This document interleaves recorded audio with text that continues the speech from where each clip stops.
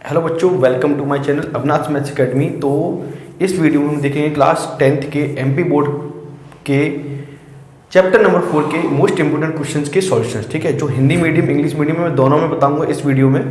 तो हिंदी मीडियम वाले ना समझे कि मैं हिंदी मीडियम में नहीं बता रहा हूँ, थोड़ा थोड़ा हिंदी में भी बताऊँगा आपको। क्वेश्चंस तो वैसे ही होने हैं जैसे हिंदी में होते वैसे इंग्लिश में। चलिए, तो सबसे पहले आप डिस्क्रिप्शन लिंक को जरूर चेक कीजिए, डिस्क्रिप्शन लिंक दी गई है, इसमें आप जरूर चेक कीजिए। और मैथ कोचिंग अगर आप पढ़ना चाहते हैं अम्बा में तो आप मुझे ज्वाइन कर सकते हैं।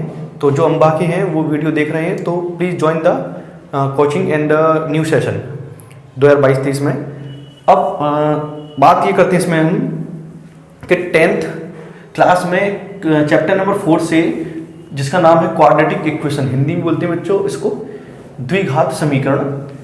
कितने नंबर का आएगा इसमें बच्चों? 5 नंबर का आएगा। एक एक नंबर की 3 ऊँटियाँ आएंगी, एक 2 नंबर का सवाल आएगा। ठीक है, तो ज़्यादा बड़ा नहीं आएगा, छोटा सा सवाल आएगा। तो मैं आपको जो क्वेश्चन करा रहा हूँ वो आप कर लीजिए, इससे रिलेटेड आप प्रैक्टिस कर सकते हैं अपनी अपनी बुक से। ठीक है, तो जो न्यू स्टूडेंट हैं तो चैनल को सब्सक्राइब जरूर करें, बिना सब्सक्राइब किए हुए चैनल को ना जाइए। वीडियो को लाइक कमेंट और शेयर कीजिए, बस आप इतना कर दीजिए। मेरे चैनल को अपने फ्रेंड्स को, जो भी आप चलाते हैं, जो भी सोशल मीडिया चलाते हैं आप, व्हाट्सएप फेसबुक इंस्टाग्राम जो भी चलाते हैं, चैनल को शेयर जरूर करते रहिए, जिससे कि ज़्यादा से ज़्यादा सब्सक्राइब मेरे हो सकें और मैं आपको और ज़्यादा से ज़्यादा मटेरियल प्रोवाइड करा सकूँ। ठीक है, तो बढ़ते हैं हम चैप्टर नंबर 4 में। तो पहला क्वेश्चन है, check whether the following are quadratic equation. मतलब हिंदी में बात करें तो बताइए निम्न में से ये कौन सी द्विघात समीकरण है या नहीं। ऐसे क्वेश्चन इस साल 2 मार्क्स में आते हैं और आ सकते हैं। तो मोस्टली चांसेस ये हैं कि 2 नंबर का इसमें से आ जाए, और करके क्या आता है मैं आपको बताता जाऊंगा। चलिए, तो स्टार्ट करते हैं पहला क्वेश्चन। तो x - 2 का square plus 1 equal to 2x - 3। तो पहले इसको हल करेंगे, सॉल्व करेंगे। तो x - 2 का होल स्क्वायर यानी कि a - b का होल स्क्वायर। तो a square plus b square minus 2 into A into B plus 1 equal to 2x - 3। तो A square plus B square minus 2ab। तो x का स्क्वायर, 2 का स्क्वायर 4 और 4x प्लस 1 प्लस 2x को यहाँ क्या ले आएंगे, माइनस के 2x और प्लस के 3 इक्वल टू 0। क्योंकि आपको पता होना चाहिए द्विघात समीकरण इस प्रकार का होता है, क्वाड्रेटिक इक्वेशन इस टाइप की होती है, जिसमें अगर ये वाला टर्म आ जाता है, इससे पहचान है इसकी। ठीक है, ये अगर हो तो ठीक है, नहीं हो तो ठीक है। द्विघात की पहचान एक्स स्क्वायर वाले टर्म से है, पद से है, एक्स स्क्वायर वाले से। अगर ये बना रह जाता है तो द्विघात समीकरण है, क्वाड्रेटिक इक्वेशन है, नहीं तो नहीं है। चलिए देखते हैं, यही आपको चेक करना है। तो x square minus 4x minus 2x के माइनस के 6x, 4 और 1 5 और 3 8। तो जैसा कि आपने देखा ये सिंपलीफाई हो चुका है। अब आप जरा देखिए ये इस रूप का है या नहीं है ना। ठीक है, ये इस रूप का है तो हम लिख देंगे it is form of ax square plus bx plus c equal to 0। यहाँ हिंदी में लिखेंगे यह ax square plus bx plus c बराबर 0 के रूप का है। तो लिख देंगे सो this is a quadratic equation. ठीक है, तो लिख देंगे अतः यह एक द्विघात समीकरण है। आया समझ में?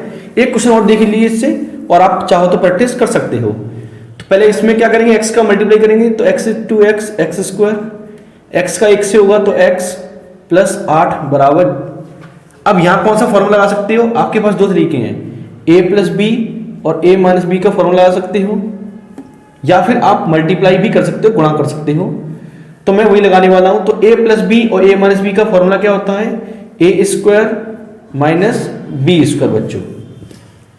तो एक्स स्क्वायर प्लस एक्स प्लस 8 प्लस एक्स स्क्वायर, यहाँ क्या हो जाएगा माइनस एक्स स्क्वायर, माइनस के 2 स्क्वायर, 2 का स्क्वायर कितना होता है बच्चों 4, तो 4 यहाँ के प्लस का 4। तो आप देख सकते हो कि एक्स स्क्वायर वाला टर्म कट गया, तो यहाँ बचा x और 8 और 4 12 बराबर 0।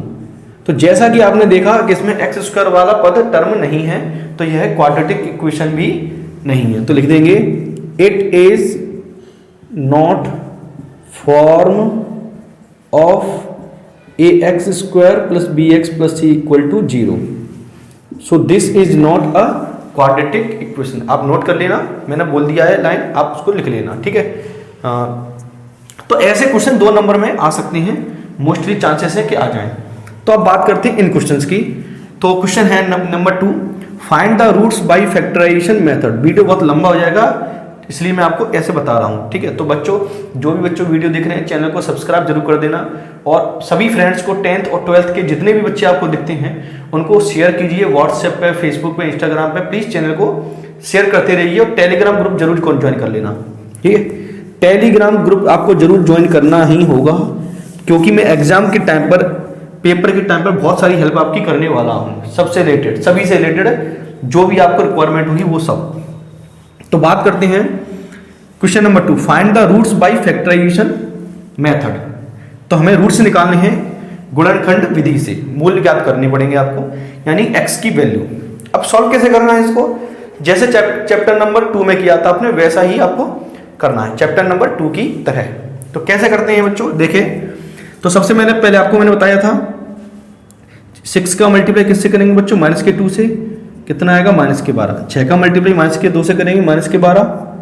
अब क्या करेंगे हम, तो 2 संख्या ऐसी लेनी है जिनका 12 एकम 12, 6 दूनी 12 और 4 ती 12, ये 3 जोड़े बन सकती हैं। तो 2 संख्या इनमें से ऐसी लेनी है जिनको गुणा करने पर तो 12 आए, लेकिन घटाने पर माइनस के 12 आए, तो घटाने पर बीच वाली संख्या आ जाए, यानी कि 1 आ जाए।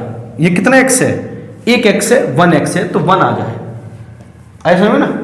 तो कौन सा दिख रहा जोड़ा आपको, ये वाला 4 और 3। पर हमें x कैसा लेके आना है, 1 कैसा लेके आना है बच्चों, माइनस का। तो माइनस के 4 लेने पड़ेंगे और प्लस के 3, तभी तो माइनस का 1 आएगा। तो इसको क्या लिख लेंगे हम बच्चों, 6x square minus 4x plus 3x minus 2 equal to 0, ठीक है। 6x square minus 4x plus 3 equal to minus 2 equal to 0। तो इनमें से कॉमन लेंगे, क्या आएगा बच्चों, 2 और एक x कॉमन आएगा, तो बचेगा 3x माइनस के 2 प्लस इनमें से कुछ कॉमन आ रहा है बच्चों, तो क्या कॉमन लेंगे, 1, 3x minus 2 equal to 0। 3x minus 2, 3x minus 2 फिर कॉमन आएगा। अगर आपने अच्छे से चैप्टर नंबर 2 पढ़ा है तो इसमें मेरे ख्याल से आपको प्रॉब्लम नहीं आनी चाहिए बच्चों, बिल्कुल भी। तो आपको पता है क्या करते हैं, 3x माइनस 2 इक्वल टू 0, पहला ब्रैकेट इक्वल टू 0 करना है, और दूसरा ब्रैकेट भी इक्वल टू क्या कर देना है बच्चों, 0।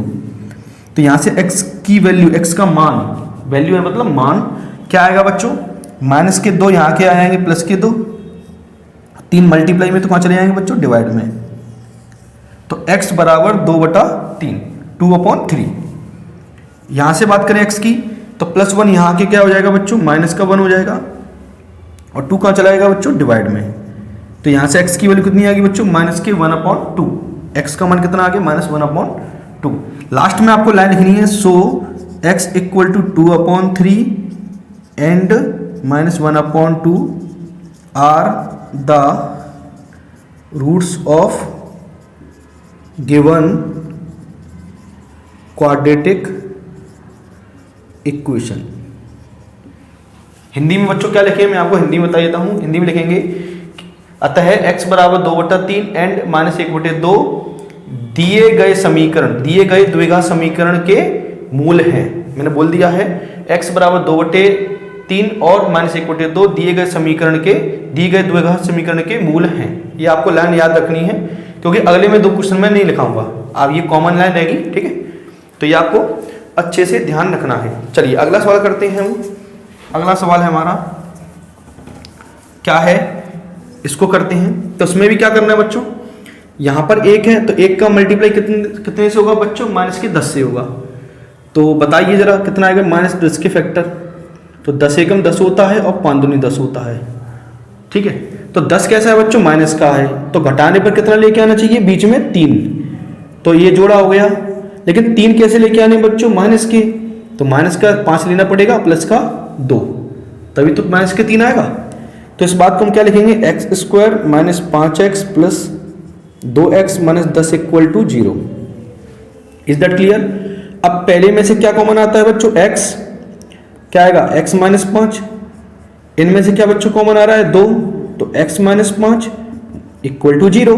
तो x माइनस 5 क्या आ गया बच्चों, फिर कॉमन आ गया, यहाँ से बचा x प्लस 2 इक्वल टू 0। तो x माइनस 5 इक्वल टू 0 बच्चों, और x प्लस 2 इक्वल टू 0। तो x बराबर आ गया 5, यहाँ से x बराबर आ गया -2। अगर कुछ गुणा में होता, मल्टीप्लाई में होता, तो कहाँ चला जाता, डिवाइड में। ठीक है, ये सॉल्व हो गया। ठीक है, तो मोस्टली चांसेस है इन क्वेश्चन में से 2 नंबर का ही कहा जाएगा। फिर भी अगर आपको लग रहा है रिस्क नहीं लेनी है, तो ऐसे क्वेश्चन, जो क्वेश्चन मैं करा रहा हूं, आप इनकी अच्छे से प्रैक्टिस कर लेना। ओके, चलिए अब बढ़ते हैं इस पर। अगर ऐसा क्वेश्चन आया जिसमें डिवाइड में आ रहा है कुछ नंबर, तो आपको क्या करना है, उस 8 का मल्टीप्लाई पूरी इक्वेशन में दे देना है, मतलब उस नंबर का।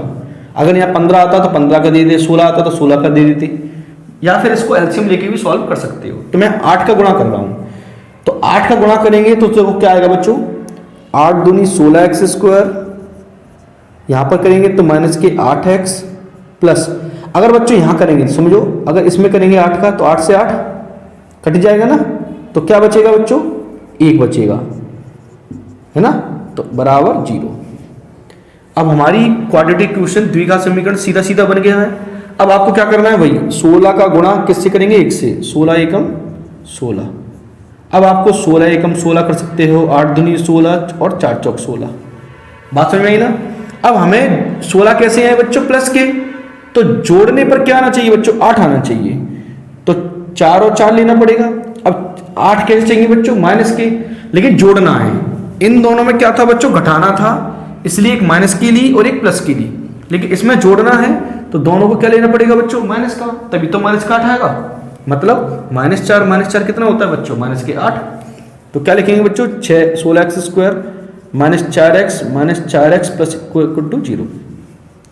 अगर आपको क्वेश्चन ध्यान हो तो एक सवाल था 4x² plus 4s plus 1 equal to 0, chapter number 2 के अंदर 4s² -4s plus 1 equal to 0, ये चैप्टर नंबर 2 में एक सवाल था।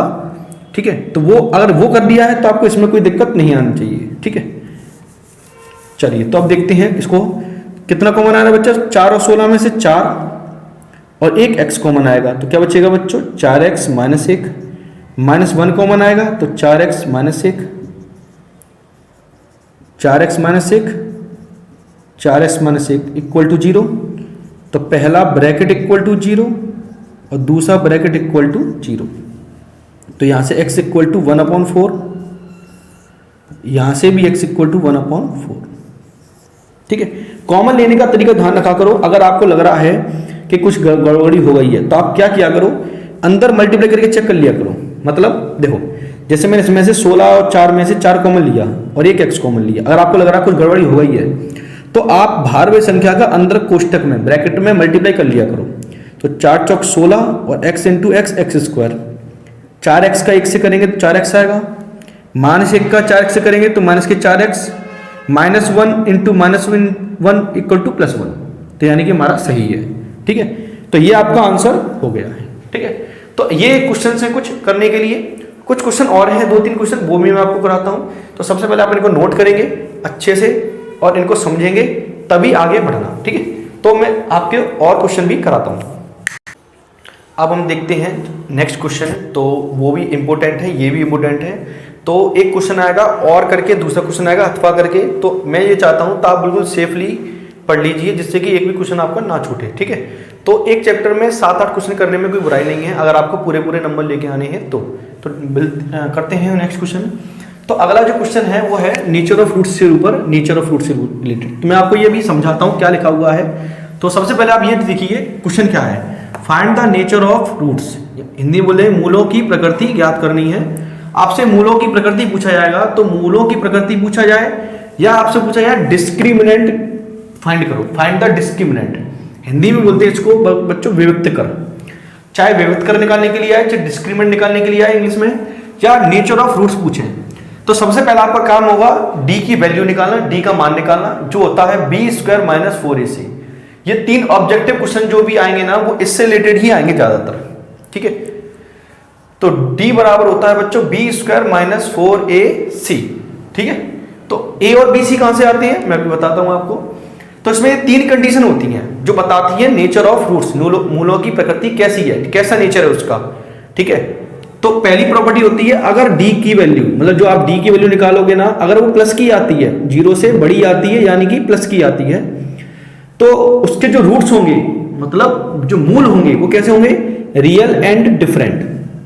हिंदी में बोले वास्तविक तथा भिन्न। मतलब हम बिना x की वैल्यू निकाले बता सकते हैं कि वो इसका मान कैसा होगा, रियल नंबर्स में आएगा और डिफरेंट आएगा, मतलब x की दो अलग अलग वैल्यू आएंगी, अलग अलग मान आएंगे। अगर d का मान, इसका मान 0 के बराबर आ जाता है तो रियल एंड इक्वल आएंगे, वास्तविक तथा बराबर। मतलब x के जो दो मान आएंगे ना, वो दोनों की वैल्यू कैसी होगी, बराबर होगी, मान समान होगा। अगर d की वैल्यू नेगेटिव आती है, मतलब 0 से कम, जिसको हम कह रहे हैं नेगेटिव आती है, तो क्या होगा बच्चों, वो रियल नहीं होगा। ठीक है, तो सबसे पहला काम ये है, हमें डिस्क्रीमेंट निकालने के लिए आए या नेचर ऑफ रूट पूछा जाए है, आपको निकालना क्या है, पहले बी स्क्वायर माइनस 4ac। तो करते हैं क्वेश्चन में एक एक करके, तो देखते जाइए आप एक करके सॉल्यूशन में। तो पहला है ए, तो ये है, इसको क्या लिखेंगे, पहले हम स्टार्टिंग कहां से करेंगे, पहले आपको एग्जाम में क्वेश्चन उतारनी है, फिर आपको लिखना पड़ेगा ऑन कंपेयरिंग, हिंदी में बोलेंगे तुलना करने पर, किसके साथ, A x square plus B x plus C बराबर 0। हिंदी में लिखेंगे A x square plus B x plus C बराबर 0 से तुलना करने पर, ऑन कंपेयरिंग विथ। ठीक है, तो इससे तुलना करने पर हिंदी मीडियम में ये लिखेंगे। तो यहां से क्या होगा बच्चों, ए बराबर क्या होगा 2, बी बराबर -3 और सी बराबर 5। एक्स स्क्वायर के साथ है वो ए की वैल्यू है, एक्स के साथ है वो बी की वैल्यू है, और जो बिना एक्स वाई जेड का है वो सी की वैल्यू है। फिर हम निकालेंगे डी की वैल्यू, यानी जिसको हम बोलते हैं बी स्क्वायर माइनस 4ac। तो इसकी वैल्यू निकालेंगे, तो बी स्क्वायर तो -3 का स्क्वायर -4 इंटू 2 इंटू 5, माइनस के 3 का स्क्वायर करेंगे तो ब्रैकेट लगाना है आपको माइनस के लिए। ठीक है, तो माइनस के 3 का स्क्वायर क्या होगा, प्लस के 9, माइनस संख्या का स्क्वायर करने पर आता आंसर प्लस का ही है, और 4 दूनी 8, 8 पंच 40, तो कितना आ गया बच्चों 40। अब 40 में से 9 जाएगा तो कितना बचेगा, माइनस के 31। कैसा आंसर आ गया डी का। अगर आपसे इसी सवाल में ये पूछा जाए फाइंड द डिस्क्रिमिनेंट, विविक्त कर ज्ञात करो, तो आपको यहीं पे सवाल छोड़ देना है, ये डी का मान आ गया, डी की वैल्यू आ गई। लेकिन हमसे क्या पूछा गया है, नेचर ऑफ रूट्स। तो डी का मान देखकर आपको बताना है कि इनमें से कौन सी कंडीशन होगी। तो कौन सी होगी बच्चों, नॉट रियल वाली। तो हम क्या लिख देंगे, सो क्या लिखेंगे, roots are not real. Hindi में लिखेंगे, क्या लिखेंगे बच्चों, क्या लिखेंगे, मूल वास्तविक नहीं है। क्या नहीं है, मूल वास्तविक नहीं है। इंग्लिश में एक और नाम है इसका, इमेजिनरी। क्या नाम है, इमेजिनरी। हिंदी बोलते बच्चों इसको काल्पनिक। आप ये भी लिख सकते हो, मूल काल्पनिक है। ठीक है, ये भी लिख सकते हो। तो so roots are not real. Okay बच्चों, समझ में आया। चलिए एक और क्वेश्चन देखते हैं इसका, जैसे सेकंड है, ज्यादा क्वेश्चन नहीं, मैं सभी करा देता हूं जिससे कि आपका रिवीजन अच्छे से हो जाए। आया समझ में ना। चलिए तो अगला देखते हैं, तो ये बी वाला करके देखते हैं। तो 3x² - 4, मैं इसको नोट नहीं करना हूं बच्चों, आप बस समझते जाने की करके, मैंने बी वाला सॉल्व करवा रहा हूं आपको। तो क्या लिखेंगे सबसे पहले, वही कि on comparing with ax² + bx + c = 0। तो हियर हिंदी बोलेंगे यहाँ a बराबर है बच्चों 3, b बराबर है -4√3 और c बराबर है 4। 3 -4√3 और 4। अब हम निकालेंगे d की वैल्यू, यानी कि b² - 4ac। तो -4√3 -4√3 का बच्चों स्क्वायर -4 × 3 × 4 मल्टीप्लाई करना है। तो देखो माइनस का तो प्लस का हो जाएगा, 4 का स्क्वायर होगा बच्चों 16, और स्क्वायर से स्क्वायर रूट हट जाएगा, मतलब वर्ग से वर्गमूल हट जाएगा। ठीक है, जब ऐसा मतलब 3 का स्क्वायर होता है 9, 3 का वर्ग होता है 9, 9 का स्क्वायर रूट 3, और ये कितना आएगा बच्चों 48। 16 थी 48, तो 48 - 48 बराबर बच्चों कितना आ गया 0। तो कौन सी कंडीशन होगी, यही। तो क्या लिख देंगे बच्चों, सो रूट्स आर क्या, real and different, sorry equal, ठीक है, roots are real and equal, बस इतना सा करना है आपको, ठीक है। हिंदी में लिखेंगे कि मूल वास्तविक तथा बराबर हैं, मूल वास्तविक तथा बराबर हैं, ठीक है। अगला करें, ठीक है, तो फटाफट देखते जाइए आप जल्दी जल्दी, जिससे कि वीडियो लंबी ना होने पाए, तो आपको भी दिक्कत होती है। चलिए तो अगला करते हैं हम 2x² सी वाला। तो यहां पर a का मान कितना है बच्चों, 2 है, b की वैल्यू -6 और c बराबर 3 है। तो b² - 4ac निकालेंगे, तो -6 का स्क्वायर -4 × 2 × 3, तो -6 का स्क्वायर बच्चों 36, 4 दूनी 8, 8 तिया 24, यानी कितना आ गया बच्चों 12। अब 12 यह मान कैसा आया बच्चों, प्लस का आया है, 0 से बड़ा, तो ये पहली कंडीशन हो गई। तो क्या लिख दोगे बच्चों, सो रूट्स आर, बच्चों क्या लिखोगे, real and different, real and different, तो roots are real and different. Hindi में लिखेंगे बच्चों मूल वास्तविक तथा भिन्न भिन्न है या अलग अलग हैं। ओके बच्चों, तो सी हो गया। अब डी करते हैं, ठीक है। मैं सभी कराने की कोशिश कर रहा हूं जिससे कि आपको पूरा पूरा डाउट क्लियर हो जाए। आई बात समझ में ना, तो बच्चों ध्यान से देखते जाइए बस एक एक करके फटाफट से। तो अगला है a बराबर यहाँ कितना है वो बच्चों 3, b बराबर हो गया -2 और c बराबर हो गया 1/3। तो b का स्क्वायर यानी कि -2 का स्क्वायर -4 × a की वैल्यू 3 और c की वैल्यू 1/3, तो 3 से 3 कट गया, और -2 का स्क्वायर +4 बराबर कितना आ गया बच्चों, देखो 0 आ गया। तो क्या जाएगा, रूट्स रियल एंड इक्वल हो गया। तो ऐसे क्वेश्चन आपको करने हैं, तो अगर ये ऐसे कर लिए तो एक भी क्वेश्चन नहीं छूटेगा, आई गारंटी, ठीक है। तो अगला क्वेश्चन देखते हैं बिना समय गवाए। तो अगला क्वेश्चन है find the value of k if roots are equal. तो आप यहां देख सकते हो एक्सरसाइज 4.4 का क्वेश्चन नंबर 2 को आप रीड कर लेना, पिछले वाली 4.4 का प्रश्न नंबर 2 इसको रीड कर लेना। तो ये उसी का क्वेश्चन एक करा देता हूं मैं आपको।